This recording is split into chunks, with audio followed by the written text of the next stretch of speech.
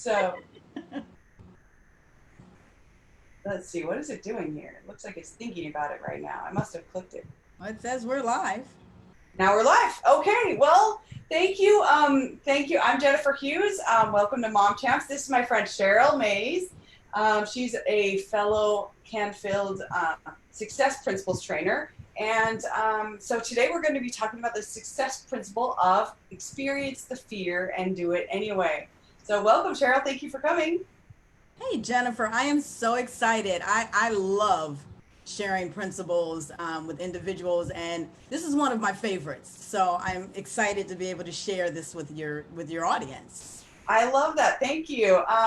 So tell me, why did you choose this principle? Why is this the one that you wanted to talk about? For me, it's interesting because we all have encountered fear in one degree or another. And I think about the times that I have allowed fear to stop me from doing certain things. I'll give you an example is I am now a certified scuba diver. But there was a time when I could not swim and I was an adult Right. and I could not swim and just, you know, was afraid of swimming. Hmm. It wasn't the fact of being afraid of swimming because I know now what the true fear was. And so when you have the opportunity to do a mind shift and truly understand what you are afraid of, then you have the ability to kind of use that fear as fuel to be able to ignite you to move forward. And so for me, it has just been that continuously. I am continuously going outside of my comfort zone, continuously allowing my dreams to be so huge that they literally intimidate me. But I know that if I operate in the law of abundance, that I will be able to accomplish the things that I want to accomplish. And I'll look back and look at those things that I was fearful of and truly go, wow, don't know why I was so afraid of that. Yeah, Everybody goes through those phases about certain things when you allow fear to overpower. Because once it goes beyond being cautious, then it goes into a state of power. And so being able to not let that happen allows you to be able to embrace it, acknowledge it, and move forward. I love that. So if somebody out there is just like afraid, and so how would they push past it? Like, what's the maybe strategy for how to experience the fear but take action anyway? So before you even get to the technique, you first have to start asking yourselves questions. What is it that you are truly afraid of? And understanding two things. Number one is that our brain is a protector. Our brain protects us from things that we are afraid of because it attaches images to us that goes, maybe I shouldn't do that, or let's play it safe. And so it's like a natural response for your brain to do that. And so when you have the ability to look at that from a different lens, I love to say look at it from a third lens when you're actually being objective. And you can look at it, then you realize a couple of things. The first thing you realize is an acronym for fear, right? Fear being fantasized experiences appearing real. Hmm. So when you break that down and you go, okay, wait a second, fantasized experiences appearing real, Hmm. which means I created it. So Right. I created this fear that has just embodied me to whereas I don't want to fly on a plane. I don't want to stand in front of a class and give a speech. I don't want to raise my hand in class. I don't want to swim. When we have the ability to acknowledge what that is and understand that I created it, I now have the ability to understand that, okay, I created it, I can uncreate it. That's so empowering. I love that because it really is. And when you think about false experiences appearing real, or fear, it's like it's all in the future, right? even if a lion comes charging at you and you feel that terror you would feel, it's Mm-hmm. still, I'm afraid about what's going to happen in the future. And usually it's more something that we've completely created, that, like you're saying, that it's all in the future. And the thing about that is the opposite is faith, is Mm-hmm. also a belief in something in the future, right? So that you can kind of just choose maybe which one you create. And there's one that's less stressful, that's for sure. Yeah, and the other thing to that is one has a positive image attached to it, Yeah, right? true. When you're taking that leap of faith, or you're operating through faith, you have connected to that a positive imagery. Hmm. Says, when I get to the other side, when I get through my situation, when I get beyond where I am going to be okay. Hmm. What happens with fear is you say, when I get on that plane, something's going to happen that's going to cause me my life. When I dive into that pool, I'm going to drown. When I touch that snake, something's going to happen. And so, therefore, we've done just the opposite. We've attached a negative image Right. to that thing that we call fear. Hmm. And so when you talked earlier about exercises, the first thing that I say to people is, first you have to recognize what you are truly afraid of. Hmm. Because going out of your comfort zone is a growth opportunity. It's a That's true. growth opportunity, it's a development opportunity. It's an opportunity for you to move beyond yourself Hmm. and change your narrative. Right. When you allow yourselves to settle in that fear, then your narrative doesn't change. You do not grow. And chances are you are going to remain where you are, because far too many times we're not living our dreams strictly because we're living out our fears. And so, Wow, that's really powerful. I love that. and so when you don't allow yourself to live out your dreams, then 10 years from now, 20 years from now, 30 years from now, you look back and you go, wow, I probably should have done that, but now I'm too old, or now I've got responsibilities, or now I don't have the finances, or now, right? Yeah. And so to be able to live out your dreams, it's just that. It's recognizing that. I deal with small businesses and business owners, and a lot of times the conversations that I have with them are, why entrepreneurship? Because that is one of the scariest things that a person could really do, is to leave your 9 to 5 where you have benefits, you've got a paid vacation, you know where you're going at 8 o'clock a.m., you know at 5 o'clock you're done, to now you are going into a world of, I don't know what's going to happen. I've got a business plan, I've thought it through, but I don't know what's going to happen. And so I've written a book that's called Silencing the Chatter Monsters, Move Beyond Your Fear. Uh-huh. And I interview 7 successful business individuals. And one of the things that they said that they all had in common was, at the end of the day, they still now have a moment of fear about what's going to happen. Hmm. So just because you are successful and you see people, that are, you look at them and you think, oh my gosh, they've got it made. They've got everything. They've got the house, the car, the family. They've got these excursions that they get to go on. They still have those moments where they are scared to death Right. just about what's going to happen. And you think about where we are now in COVID-19. How many business owners are literally not even sure if they're going to be able to sustain this duration of being closed, or this duration of this new normal that we're in. And Yeah. so that's a fearful, there's a state of fear now that Right. people are in. And then you look at parents that are at home, that have been at home with their kids for the last, what, gosh, what day are we now? 3 to 4 months. 4 months. Yeah. Yeah. And now it's summertime. And now Right. you've got another 2 to 3 months to be with your kids. That's a little scary too, because it's like, oh Yeah. my God, I've played every game in the house.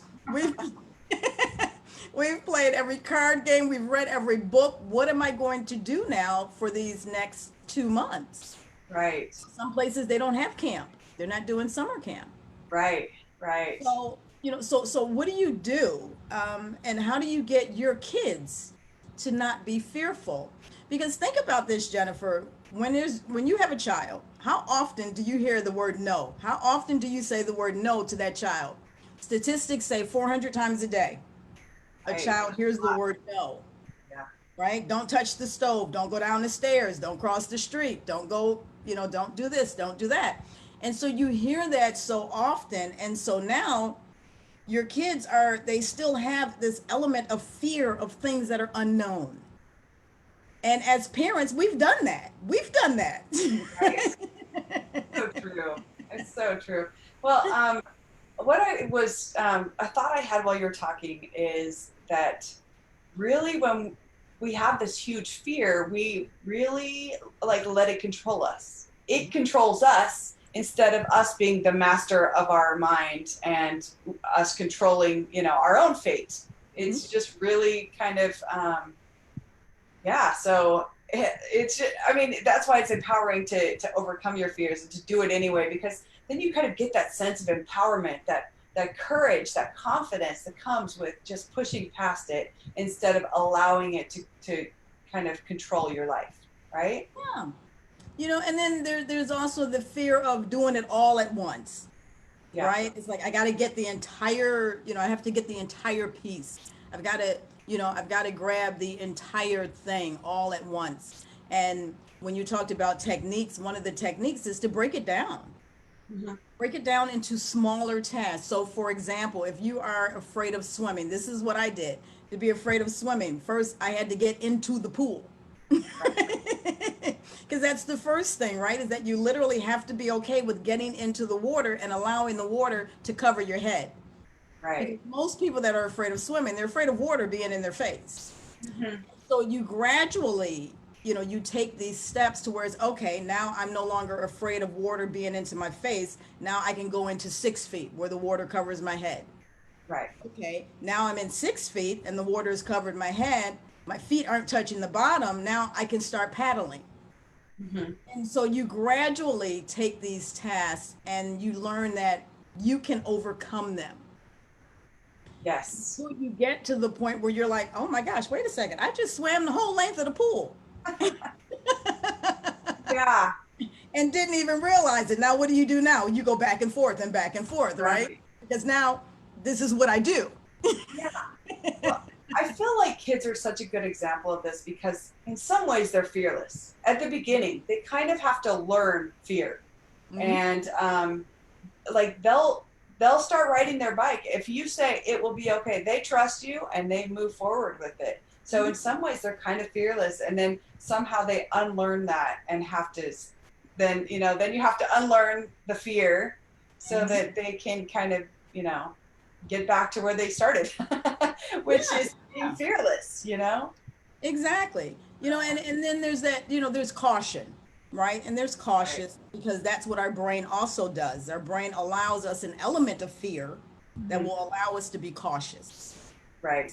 Good, right? Don't cross the street while cars are coming. Well, that's an element of fear, but it allows you to be cautious. Yes. So, So in those instances, I find it's good to just maybe thank your brain. Thank you for keeping me safe. I know that's what you're trying to do. I feel like I got this though, so never mind. Just tell it no.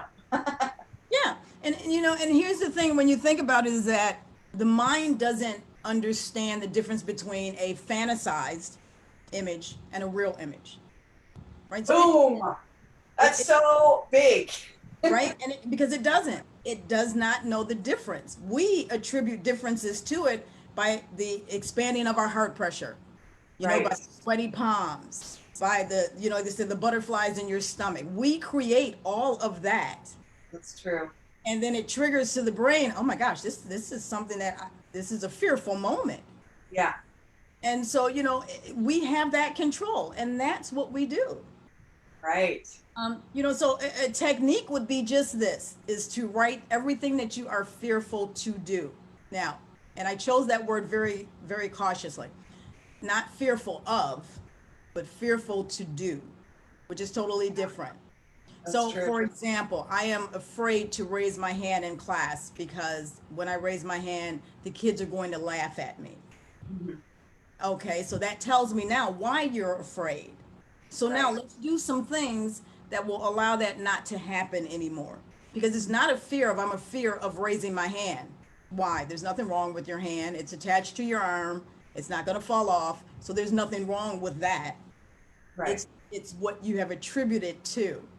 And Hmm. then when you have, if you're a parent, right, and you want to work with your child on how to move beyond their fears, their self-imposed fears, then have them write down what are they afraid to do.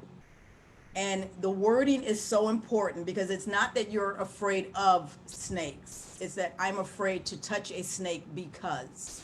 Hmm. And so when you have your list of everything that you are afraid to do, I want you to now look at that list. And then right next to that, I want you to have another column that literally says, I want to raise my hand in class, but I scare myself by imagining that the kids are going to laugh at me. Because Right. now we've given it life. We have Yeah. given it life to whereas we can go, okay, wait a second. Now I truly know what I am afraid to do. And I feel like that's maybe such a scary part for people to just actually look at it and recognize what it is that they're afraid of and or afraid to do. And when you kind of really face it and really see, I'm afraid to raise my hand in class because I'm afraid the kids will laugh at me or whatever. That I feel like it kind of takes away some of the power. Once you name it, you say it out loud, I feel like it takes away some of that power. And when you can kind of see it right there in front of you, you're just Mhm. like, I mean, what's the worst thing that could happen if they laugh at me? You know, and is that something I could handle?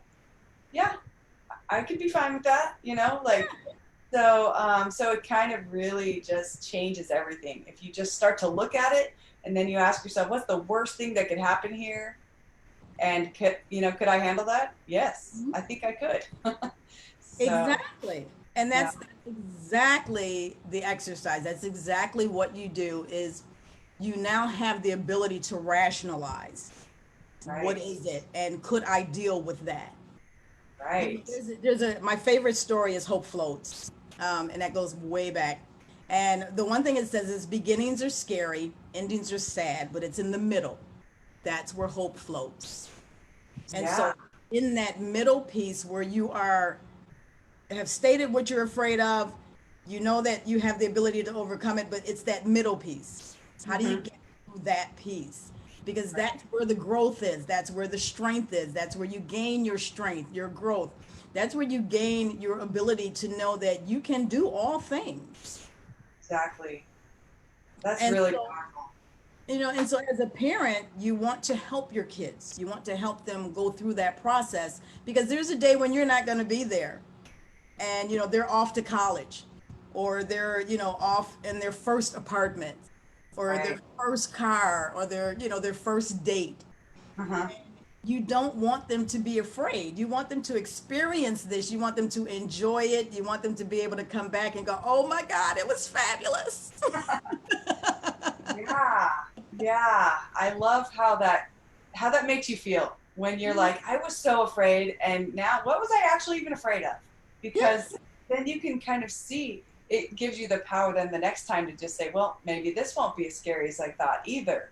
And Mhm. just kind of keep pushing forward and just for what it can do for your kids to Mhm. just put them on that path towards success. It's really such a good strategy to just always practice in your life.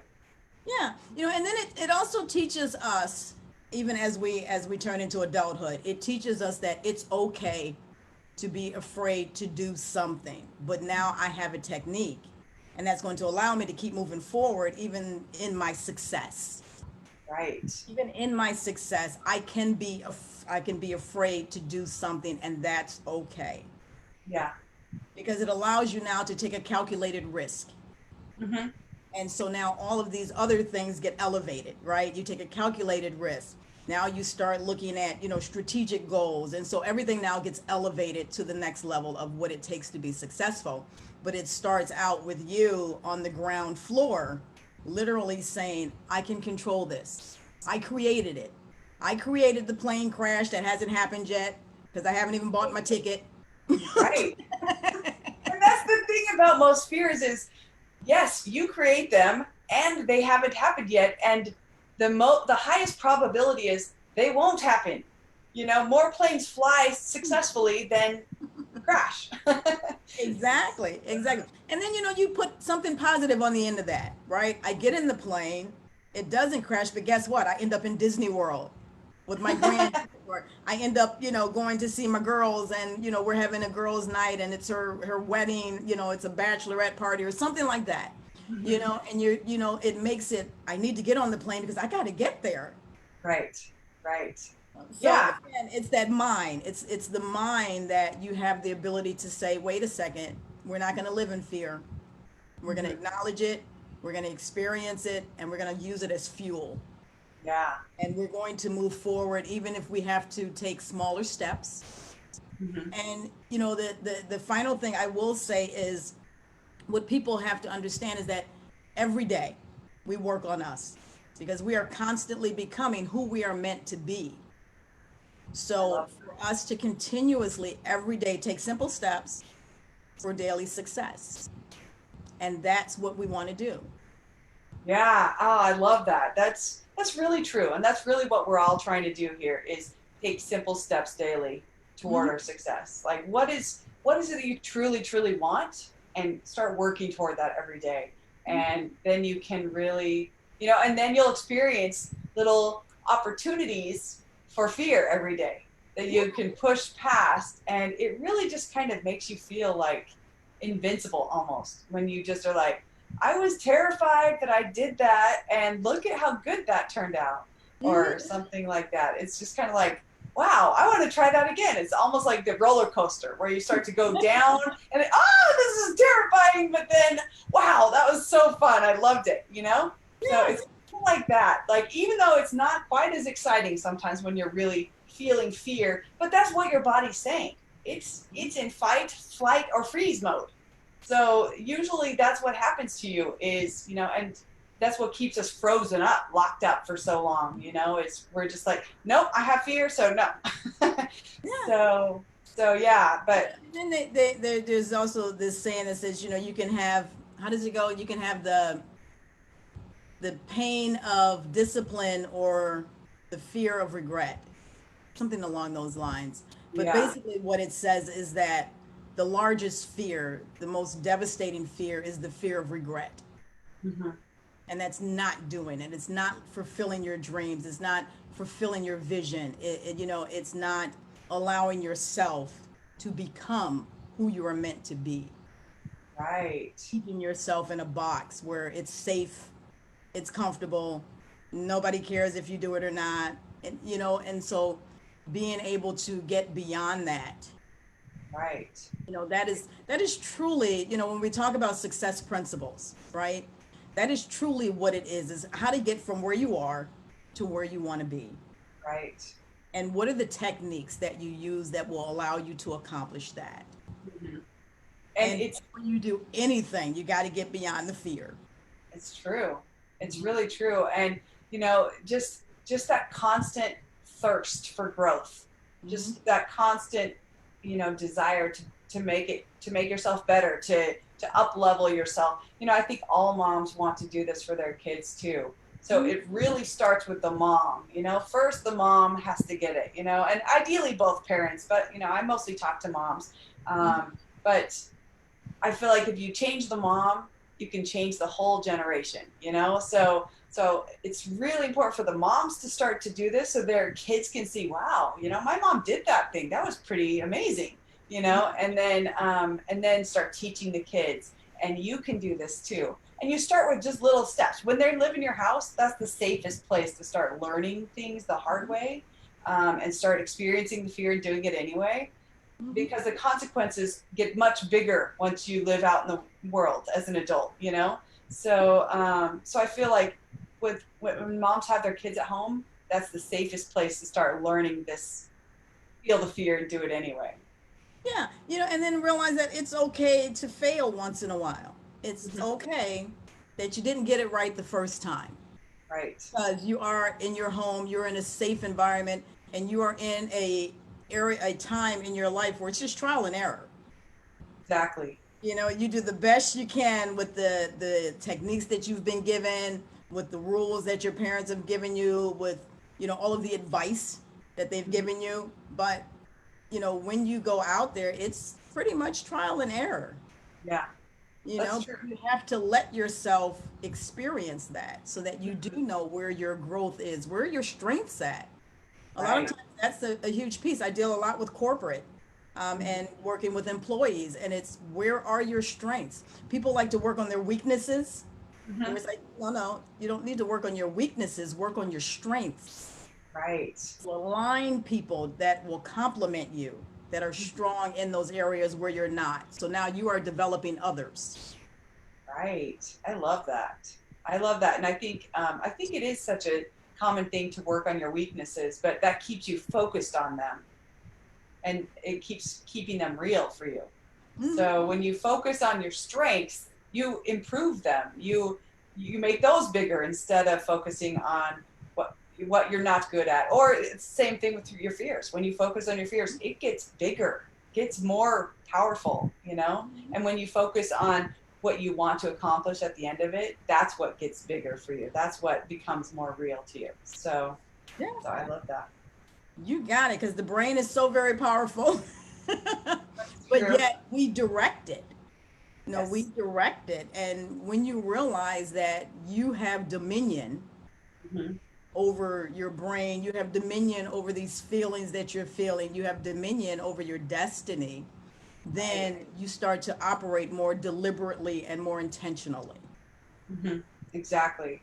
Well, and it makes me think of, when you change a thought, that triangle with thoughts, emotions, and behaviors. When you change your thoughts, it will change your emotions, and that's the thoughts are what are causing that emotion of fear. So when you change those thoughts, you can change that feeling of fear too. And when you change the emotions, you also can change the behaviors, and when you change one, the other ones change too. It affects all the other ones. Yeah, So, yeah, that's really powerful. it truly is. Well, do you have any final tips before we go about how to kind of implement this in their life and why it's important? I would say it's two things.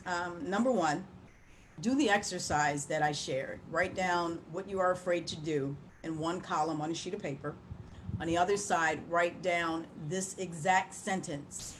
I scare myself by, and this is the thing that you are afraid to do, by imagining and then what it is. So, for example, I am scared to raise my hand in class, and I scare myself by imagining that I'm going to get laughed at. Hmm. That's a real statement. So that's how your exercise is going to be. On the one side, what is it you are afraid to do, and then on the other side, why have you scared yourself in that regard?